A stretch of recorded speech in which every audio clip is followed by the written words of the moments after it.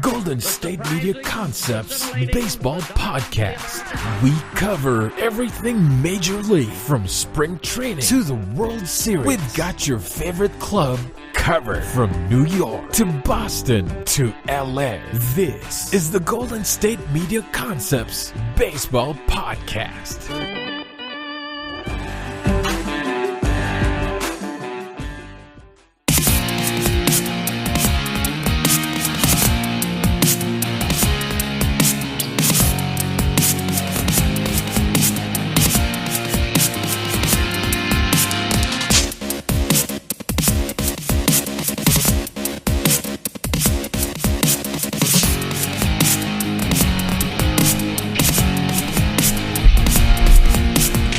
Thank you for tuning in to the Golden State Media Concepts Baseball Podcast, where we discuss everything in the world of Major League Baseball. As always, I'm your host, Jeremiah. And my name is Ben. And we are back again with another action-packed show. And, man, this whole situation here, or this whole scandal, this whole case, whatever you want to call it, with the St. Louis Cardinals, finally came to an end.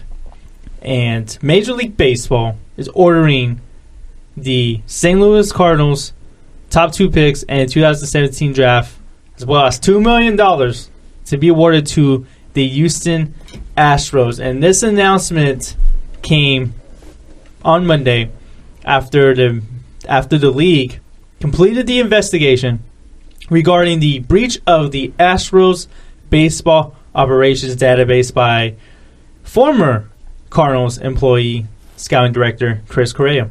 And, Correa, I think he pleaded guilty in federal court to 5 counts of unauthorized access of a protected computer for intruding into the Astros email system, the database, and he was also sentenced to 46 months in federal prison and ordered him to pay the Astros $279,038.65 as a restitution.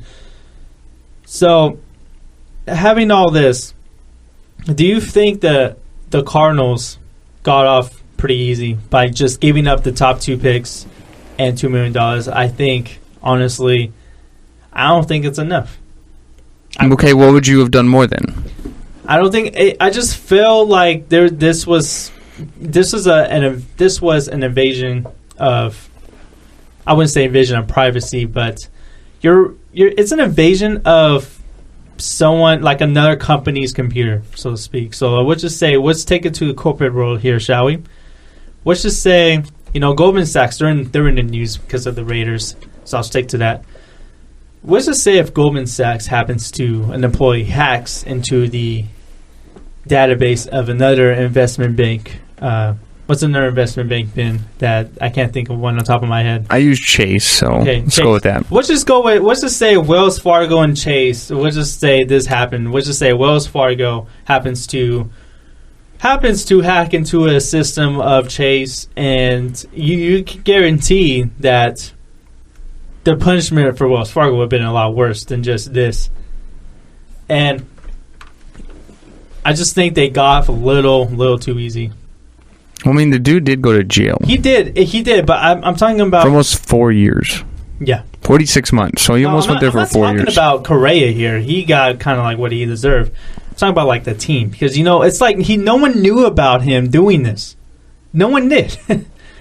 Like, no one knew anything that Correa was acting on this, and I feel like someone should have been notified of it, but I don't know. I just feel it's a little too light. But I don't think they should have a harsh punishment at all because, he was alone in this. But I just felt like, as an organization, they kind of got off a little too easy here. They I kind of feel like this story has been a little swept under the rug because it hasn't made a lot of national headlines. This is probably bigger than, to me, this is bigger than the Deflategate, honestly, by far. Yeah, but, I mean, football is obviously going to get more press than baseball is, but... I mean, the guy got punished. The organization wasn't involved at all. It was really just him. So I guess you have to punish the organization some way. So I do agree that something needs to happen. And you're giving up your top 2 picks the Major League Baseball draft, there's a ton of draft picks. That's for one. But, I mean, your top 2 picks, that's a first-rounder, second-rounder. Those are guys that you're expected to be playing every year within the next few years as they move their way up the farm system, whether it be a pitching prospect or an outfield player, infielder, whatever. So you're losing some valuable players. And think about the organization itself, the Cardinals, one of the best-run organizations in all of Major League Baseball. So if you're losing out on your top 2 picks for a team that is already really good at drafting and already really good at producing talent, those could be really important players that they're missing out on for something that they literally had no involvement on, and just Correa himself was sort of doing under the radar and kind of cheating the system against St. Louis.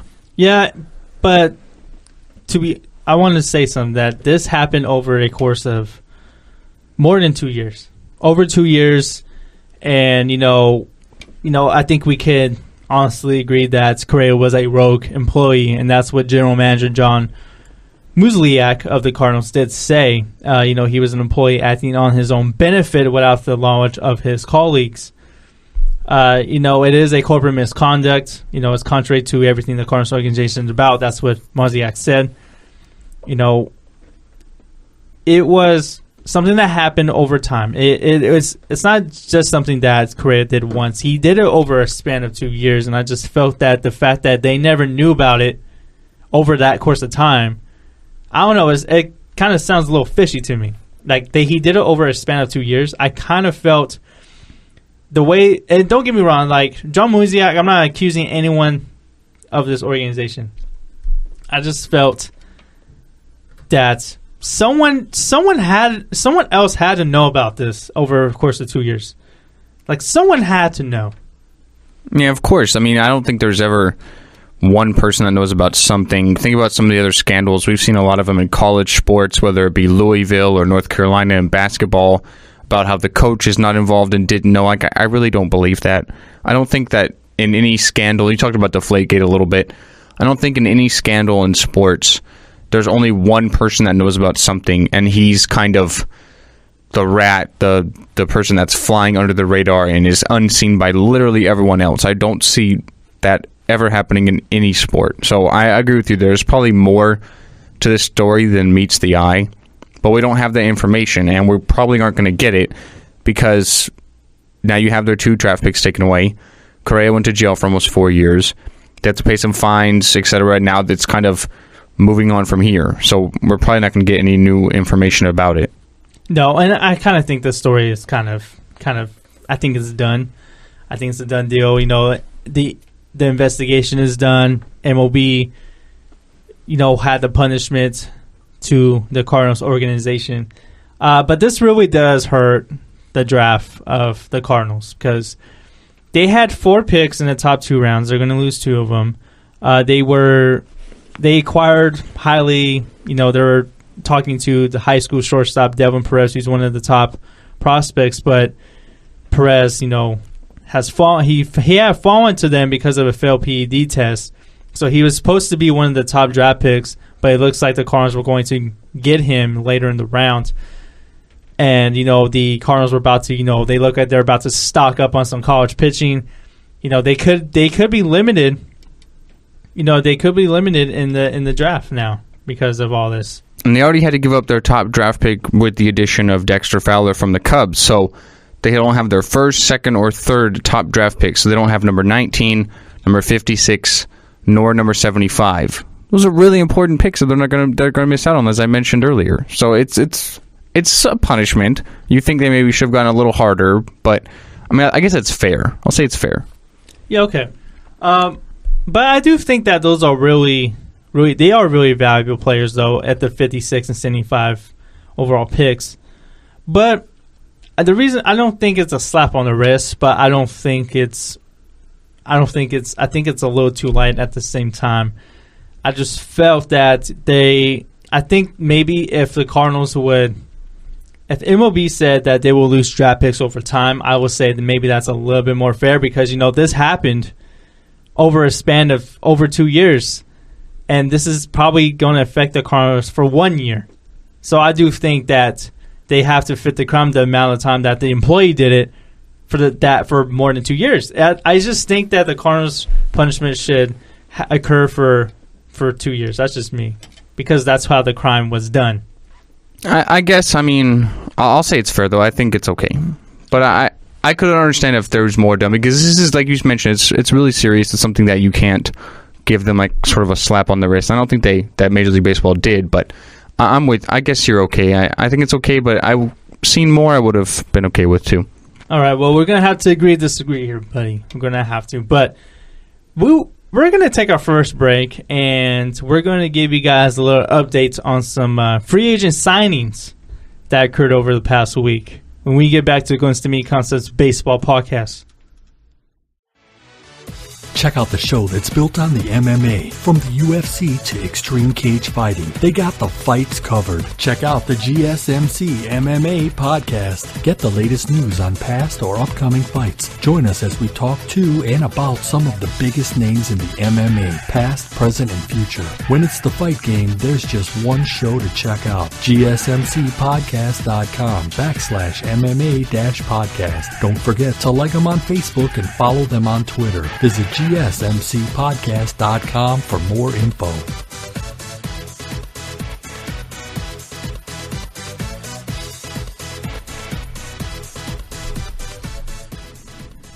Welcome back to the Going to Me Concepts Baseball Podcast, and it's now time to update you guys on what's happening in free agency. Free agency has been really disappointing this year. I think that's because there's not a lot of big names. And it's like really late in the season already. It's almost... Well, the free agency season, I should say. Not only that, but pitchers and catchers are going to report soon. I think later this month. But there was some free agent signings that have occurred over the past week. Veteran right-hander Joe Nathan and Matt Albers have agreed to minor league contracts with the Washington Nationals on Tuesday. Nathan... he actually was with the Cubs and the Giants last season. He was 2-0 with 0 runs allowed in 10 appearances. And, of course, Nathan was a 6-time All-Star, but he has undergone 2 Tommy John surgeries in his career. And Albers, he's 34, but he didn't do very well with the Chicago White Sox last season. He was 2-6 with a 6.31 ERA and 59 appearances.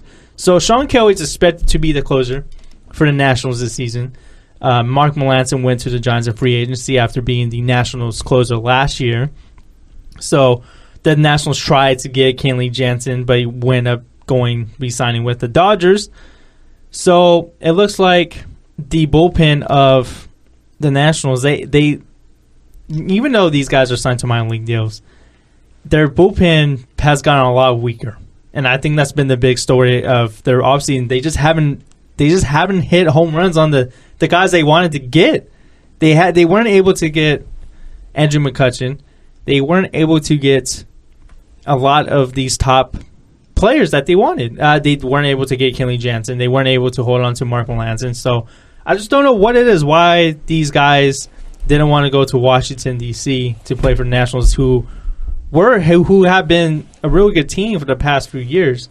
But it looks like Sean Kelly I like Sean Kelly as the option there for now, but I think he's a stopgap option until they can get someone better. But, Vance Woolley is also on the minor league deal as well with the Nationals. So they signed all these veterans to minor league deals, but it's like they haven't really made a big splash in free agency this year.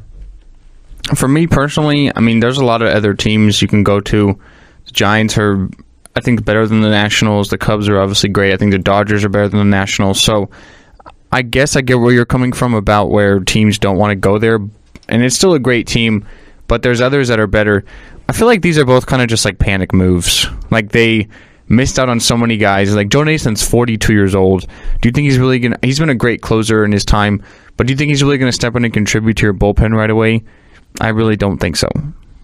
No, and I don't think so either. And, it is panic moves. Let's go back to the Adam Eden deal, for example, that they gave up so many prospects for. They gave up Rolando Lopez and they gave up Lucas Giolito to the Chicago White Sox. And the fact that they couldn't get Andrew McCutchen, I kind of see that as a panic move. And even though Adam Eaton is cheaper and he's under team control for a longer time, I think they literally gave up a little bit too much for him. So, and they also have a decision to make regarding Bryce Harper coming up soon. But the Nationals just haven't been doing a whole lot. But that wasn't the only minor league deal. It looks like Willie Mo Pena is going back to the Major League Baseball. He signed with the Indians on a minor league deal, and the agreement guarantees a $700,000 salary if he makes the National Club. And Willie Mo Pena, he's turning 35. He hasn't played in a Major League game since 2011 when he played with the Diamondbacks and the Mariners. He played in Japan for 4 years, and he actually had a lot of success there too. So from 2012 to 2015, when Willie Mo Pena was in Japan, he hit 71 homers, 222 RBIs, and he hasn't. I think in 2000 he took 2016 off actually. So how do you like this move at Willie Mo Pena? I mean, again, I think it's just one of those low-risk, high-reward deals. We've seen a lot of guys sign as minor league deals that are kind of aging recently. Jimmy Rollins with the Giants, we mentioned Josh Hamilton there with the Rangers. So I guess it's one of those low-risk, high-reward moves. And he hasn't played in the majors in 5 years. I really don't see how he would contribute to this team, but I guess it's a low risk, high reward. If he can bring something to the club, then I guess it's a good addition because you're not going to pay him anything. He's 35, so he still has a little bit of age to him, although he's definitely not young anymore. So, I mean, this is not a big deal to me. Yeah, it is. I do agree. It is a low risk, high reward move for the Cleveland Indians, who I think this is a good spot for Pena, honestly, if he wants to rejuvenate his career. The Indians are a World Series contender again. They're just really that good. They have the pitching rotation. They got a really good lineup. They added Edwin Encarnacion to that powerful lineup there. And if Michael Brantley can come back healthy, I think this is a lineup to be reckoned with. But, Pena, he played 8 Major League seasons. He has 84 home runs, 240 RBIs. Pretty much what he did in Japan in 4 years is kind of close to what he did in the majors in 8 years. Maybe that's because of the level of competition, maybe. But remember, we can't forget he has 26 home runs, his career high with the Reds in 2004. But that was a little over 10 years ago. And then he was traded to the Red Sox 2 years later for Bronson Arroyo, who might sign with the Cincinnati Reds again soon. So, yeah, I do like that this is a low-risk, high-reward. And you see that a lot this time of the year. I think sometimes signing late can turn out to be really great. But, yeah, this time of year, you're not going to get a whole lot of big deals or big splashes unless some teams really want to pull the trigger. But I am surprised by a couple of deals that have not happened yet. I'm really surprised Andrew McCutchen, Brian Dozier are not traded yet. Maybe they might get traded in this summer, but I'm really surprised that those haven't been done yet. What about you, Ben? Are you surprised that Andrew McCutchen is still a Pirate and Brian Dozier is still part of the Twins? I would have thought so. I would have thought both these clubs who are going to be in rebuilding modes would have traded some of their top assets for prospects. A lot like the White Sox traded Chris Sale to Boston. I would have thought it would have happened by now, but maybe the market just wasn't what they wanted for them. They wanted more. They weren't really ready to gamble without their best player on their team for both these clubs. So maybe they want to see how things go this year. Potentially, if they have another bad year, then they decide to go otherwise and trade both of them, or bad starts, I should say. So we'll have to wait and see what happens, but I think that has to do a lot with it. Plus, they didn't really have the market in their eyes. Yeah, and there is a lot that plays into that, and I do think that both of these players will be traded in the summer, and if not, then maybe next winter. But we're going to take our last break, and we're going to have a little fun in our last segment here. The NHL All-Star Game and the NFL Pro Bowl, they took place over the weekend. and they hosted a variety of skills challenges to their players. So we're going to talk about if Major League Baseball should have a skills competition for the All-Star break. So we're going to talk about that when we get back to the Going to Me Concepts Baseball Podcast.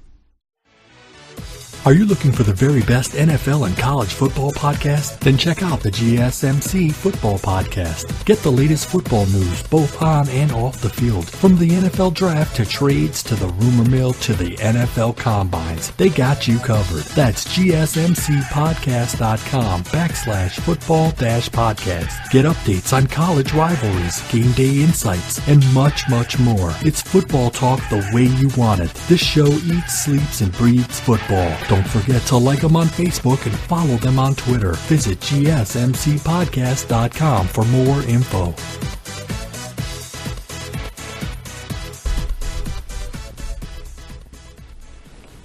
So we had two respective, I guess you can say, all-star games in their sports, although the Pro Bowl is a little different. It's at the end of the season.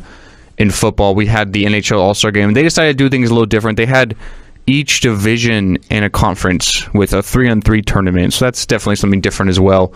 We've seen with basketball, they have the three-point shootout, the little skills contest, the slam dunk contest. You look at baseball, they really only have the home run derby. So we were thinking, what could baseball do to their all-star festivities in the summer to improve it, to try and build on what some of these other sports are doing? The NFL added dodgeball this year.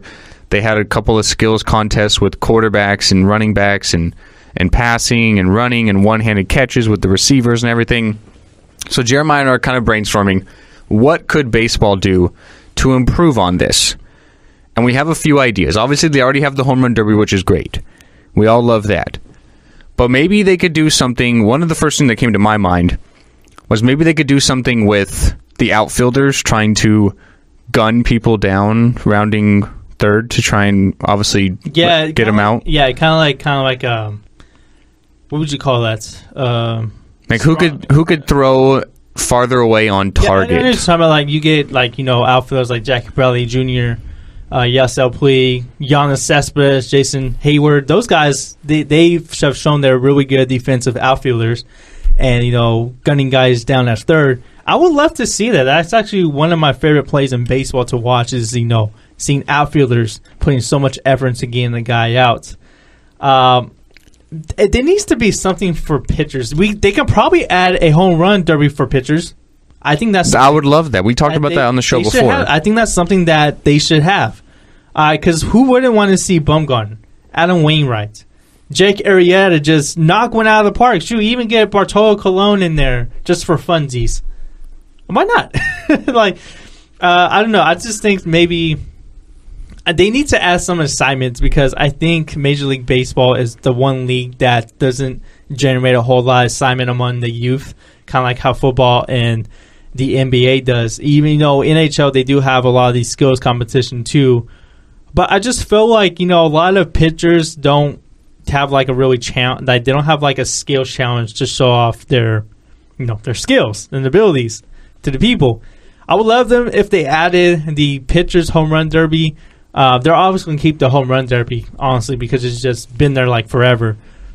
But I do think pitchers should happen to have some kind of challenge, not a fast pitch challenge, because that I don't think a lot of managers would be okay with that. Yeah, just literally killing their arm because they're trying to throw it like Aroldis Chapman numbers. But it would be okay, but I think that'd be one of the more dangerous ones. I kind of want him. I kind of want to be like how the NFL had a precision passing. This past weekend. I kind of think they can probably do it like that. Like, they won't make them throw far and hard. I just think like they will kind of like test like that command, so to speak. Me, I think, what I would like? I would like if some players will have like either like kind of like a base running challenge, or like stealing bases type of challenge, something like that. Who's got the highest top speed, or who can get there fastest? That'd be good. Yeah, kind of like who can run the base faster, like kind of like not like a 40-yard dash, but like who is the fastest player, like to round the bases. Like, who's the fastest base runner? Like, I think Billy Hamilton can be really fun to watch in that. He's been one of the fastest, base runners in baseball. I would love to see Hunter Pence in that. I think Hunter Pence will be a fun player to watch in that. I don't know. I just think they need to add something for an excitement. I think it'd be they have like this like celebrity legendary softball game, which doesn't really draw a whole lot of ratings. The home run derby's good, which we all enjoy, but they definitely need to add more, especially to a game like baseball, which already doesn't get a whole lot of popularity with the younger demographic already. It's mainly an older demographic that go there and watch the games consistently. So I feel like adding something like that would definitely help the game get more younger, get more noticed, and just kind of add to the whole All-Star Week experience. Yeah, it's because All-Star Week is kind of like, I think it's a span of like 3 days. Because you got that Monday, the home run derby. You got the All-Star game on that Tuesday. That Wednesday, a lot of people have off, and a lot of people start playing that Thursday. I honestly think they should make the All-Star break for 3 days. They should have it for Monday through Wednesday. Probably move the All-Star game to Wednesday. Have a day off for Thursday for everyone, and then that way everyone can play on Friday. So Monday, they'll have the home run derby. Tuesday, they'll have a lot of skill challenges. And I honestly think maybe if they want to keep that celebrity game, why don't they just have it live? Because it's always on tape. Like, can you have it live?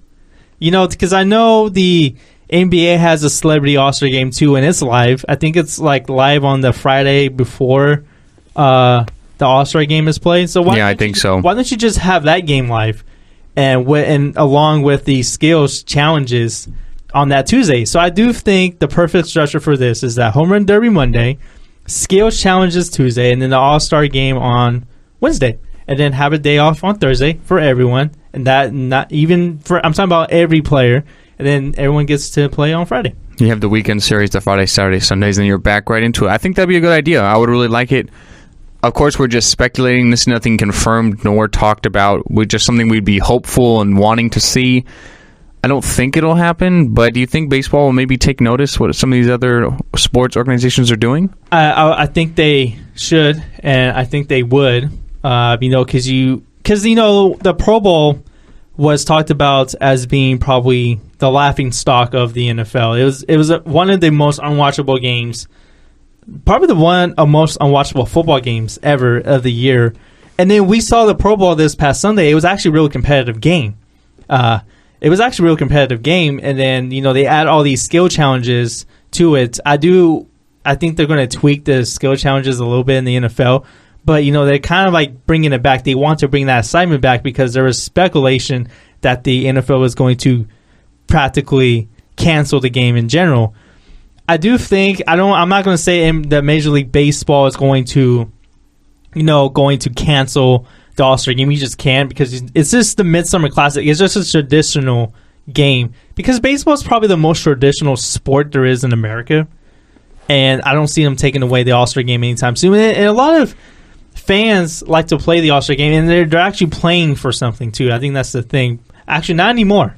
Yeah, they took that out, I'm disappointed in, but... Yeah, I am too. I do think they need to bring that part back. But the winner of the All-Star game no longer has the home field advantage in their respective league, which I'm not a fan of. But. So, with that part, I do think that's another reason why they need to bring assignment to the All-Star game. But this is just something that I do think... It just caught my mind when I was watching the Pro Bowl or the skill challenges this past week, and I'm like, how come baseball doesn't do this? Because, the NBA All-Star Weekend is kind of like an event like those 3 days where it's at. So it's just something that came into my mind. I would like to see it. It probably won't happen, but I just think it'll be fun. It would be great, and I hope it does. But again, I'm with you. I don't think it happens, but we'll see. All right, well, that concludes our show. We'll be back next week to discuss anything that happens in the world of baseball. I'd like to thank you guys for tuning in. As always, I'm Jeremiah. And my name's Ben. And I'd like to thank you guys for tuning in to the Goins to Me Concepts Baseball Podcast. You guys have a great day and have a pleasant tomorrow.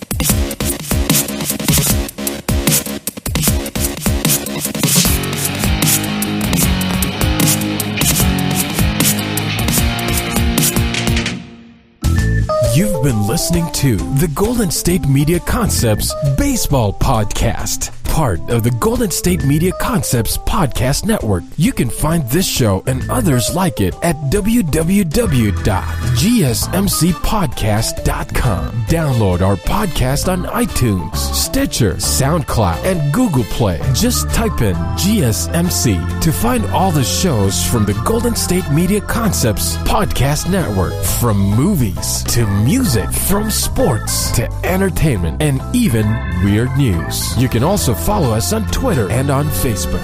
Thank you, and we hope you have enjoyed today's program.